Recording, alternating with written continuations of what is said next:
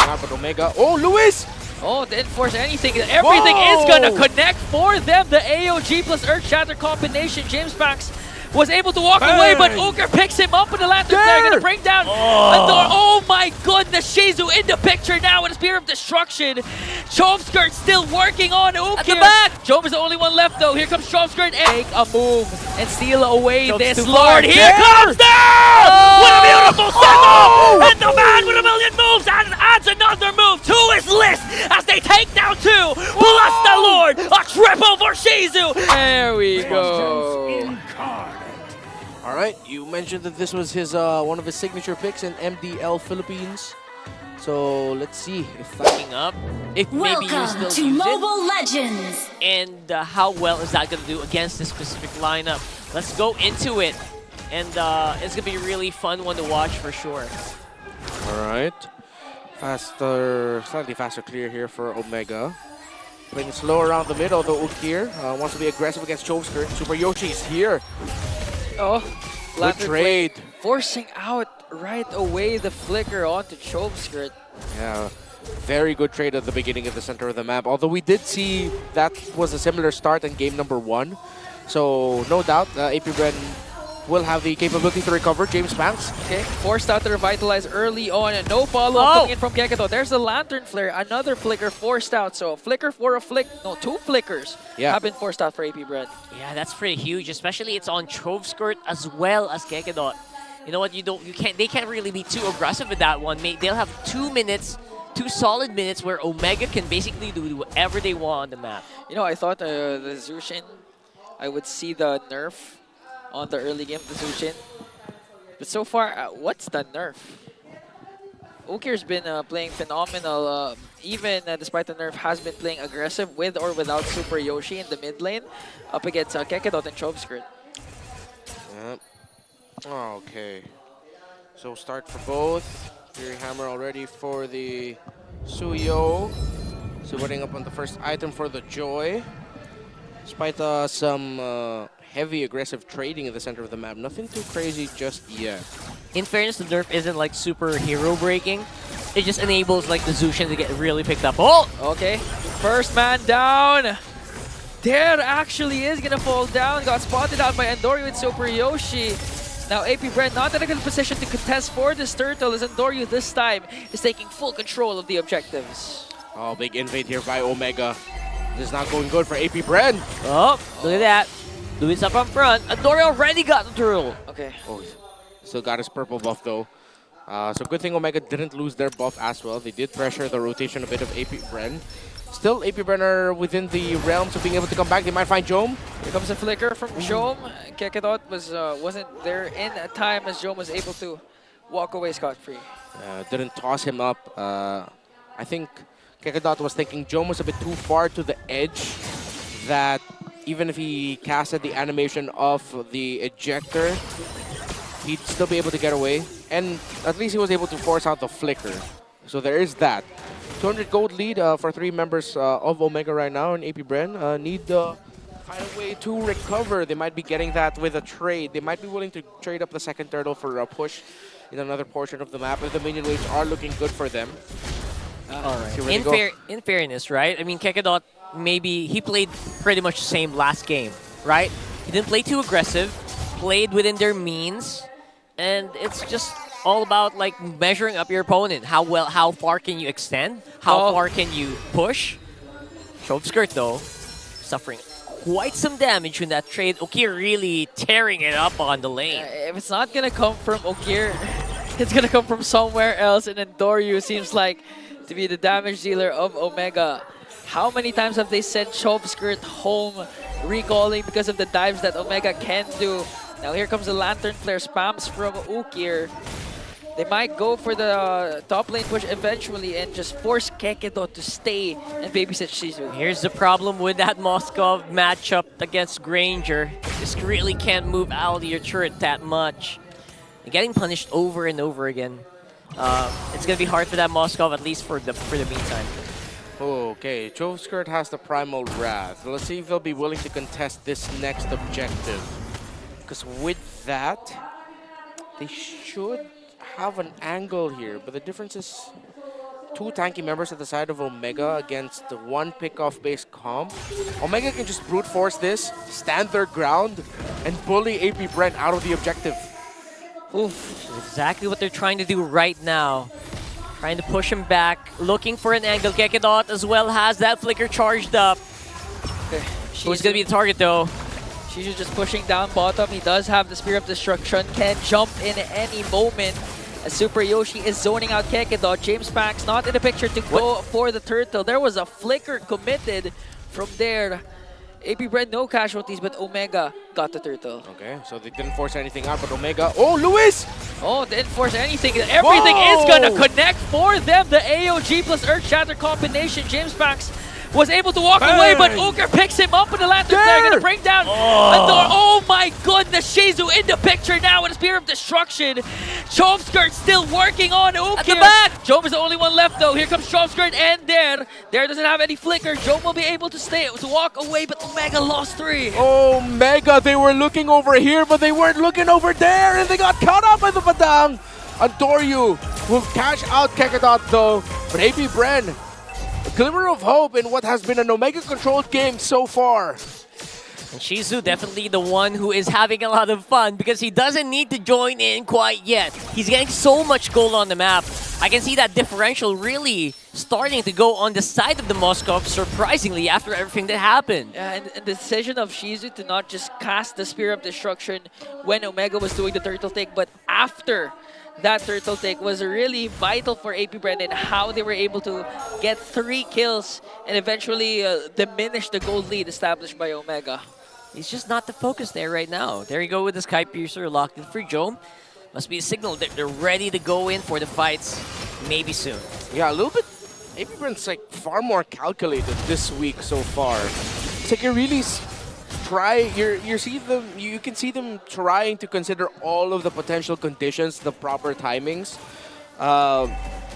Sometimes it can come off as overthinking, but right now it's clapping back against the aggression that Omega wanted to play around. Oh. That they're not falling into the trap so much. They're considering the Edith, they're considering the Joy. They commit the combo coming in from there, but that was a dodge. A beautiful play coming in from Omega as John picks up a kill on Dory with the backline. Electrifying beat. Super Yoshi goes in with the AOG, forcing AP Bren to flee the scene. And it looks like an uncontested turtle take for Omega. And again, turret going down to the bottom. Small consolation prize once more for AP Bren here. Yep. Gold lead is not that big, surprisingly with everything going right for Omega. Big time taunt from the Unbreakable for Super Yoshi. Able to catch out 2 or 3 if I'm not mistaken, and that turned the team fight around, favoring Omega. So AP Bren have another condition to check out here and have to watch out for, that since they're a little bit more close range with the team fights that they want to do. Super Yoshi, where is he gonna be pathing with the taunt? Ooh. Conceal. Okay, they're going for the conceal. Super Yoshi waiting for the Unbreakable, but that was just more than enough space created for Joma to push out the top lane. And looking at the middle lane, again, Chomskirt alongside there, pushing in onto the minions, but Andoryu was there to clear it out. Ooh. So now, AP Bren, they have a lot of ways to actually do pickoffs again, and there has this comfort here of a Badang paired up with the Flicker.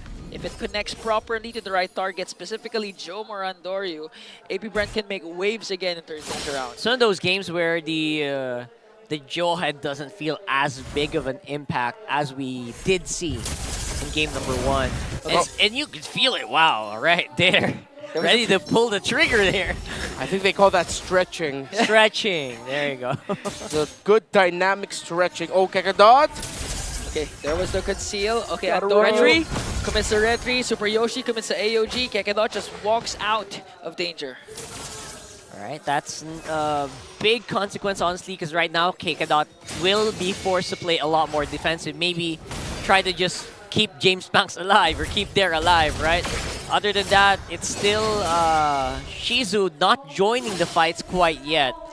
I don't think he's quite ready to face off against Andoryu right now, not even Jom. Uh-oh. It just feels worse and worse, but Lord is up. Ooh, this might not be good for Andoryu. Hey! Oh! Andoryu was able to dash out of the fist break coming in from there.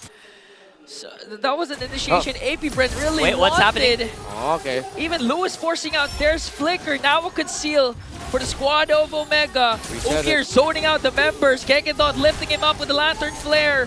And Jome picks up the Lord for Omega. Yeah, no attempt whatsoever for Shizu to actually join the fight there.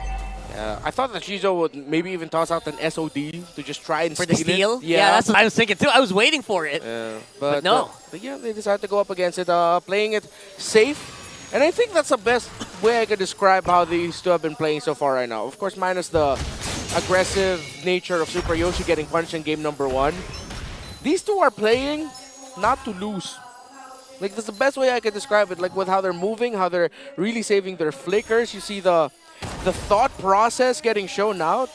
They're playing not to lose here. It's like a passive, aggressive partner. Especially AP Bren. Yeah. I feel like they're just... What are they waiting for? That's the big question. Okay, but Andoryu doesn't want to wait any longer. They're going for James Banks. Here comes the electrifying beats, but Kekedon with the throw. Shovskirt with the Primal Wrath, and there with the final blow to bring down Andoryu. Big punish, but Omega will be able to get a tower in the mid. Let's see if AP Bren can find a little bit more after that pick off onto Andoryu. A bit too aggressive there to try and take down James Banks. Able to dash over the wall, and a good stop by the Jawhead with him, as well as Shovskirt. Oh, okay, Super Yoshi commits Unbreakable onto there. Here comes the throw once again from Kekedon. He's going to find Super Yoshi. Jome delivering the Death Sonatas. Ukir with a pickup onto there once again. Yikes. Jome gets the kill. 2-0-0 for Big J. Yeah, 2 Sky Piercers by the side of Omega, 1 for the Granger and 1 for the Juice Sin. That was the first item that Ukir actually went for.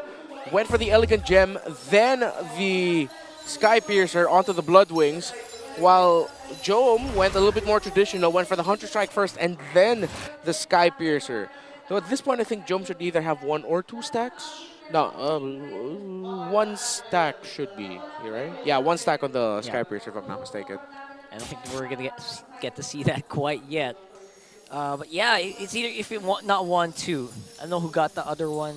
Yeah. Now we're here. 46 seconds on the next objective. I feel like AP Bren wasn't really completely able to utilize that pick-off we saw earlier. And now it just feels we're back on even Stevens with 3K almost to Omega this time around. Yeah, fortunately for AP Bren so far, no inhibitor turrets has been taken down. All Holy Shields have now been gone, so it's going to be detrimental if AP Bren lets go of a potential Lord take coming in from Omega. But again, we do, however, see that there are trades coming in from AP Bren, especially the ones initiated by Daryl Kekedon. Okay, so now, I don't know, man. There, you have to show us your moves, man. This is not the I remember. Not the Dare Badang I remember, right? Yeah. I'm looking for those really big wobble combo plays. I guess Omega's not just grouping up as much as we thought they would, and maybe they're just aware of the Badang's possibility. That's why they're trying to avoid it. Yeah, I don't know. I'm looking for it. I mean, for me, I could already feel the nerf. Okay, Fist crack already committed by there. Tori just dashes out. Lewis making sure that brushes are occupied by the squad of Omega. Kekedon right in the brush. James Max, will he be able to make a move and steal away this Lord? Here comes there! What a beautiful second! And the man with a million moves adds another move to his list as they take down 2. Plus the Lord, a triple for Shizu, and AP Bren making noise once again as they take down 3. No way! It's edible, isn't it? Oh, it's edible! That's what you call a perfect bust! Okay, Shizu works on the turret. Ukin and Super Yoshi left and right. Here comes the throw. Here comes the potential wipe out coming in from AP Bren, and that is it. Super Yoshi gone. No minions. And AP Bren, they don't have minions yet, though. It's not yet over. Jome 5 seconds alongside Lewis. They will respond. That was nuts. There on this Badang again, perfectly responded to by AP Bren. Now here comes another chance to end it. Okay, there once again connecting Lewis though. Primal Wrath, not enough time to be casted because he got blasted down in the map, and AP Bren finally has a win in week 4. Their first win after 4 weeks of playing. AP Bren finally on the scoreboards. Thank you, Dare. What an engagement and the perfect clapback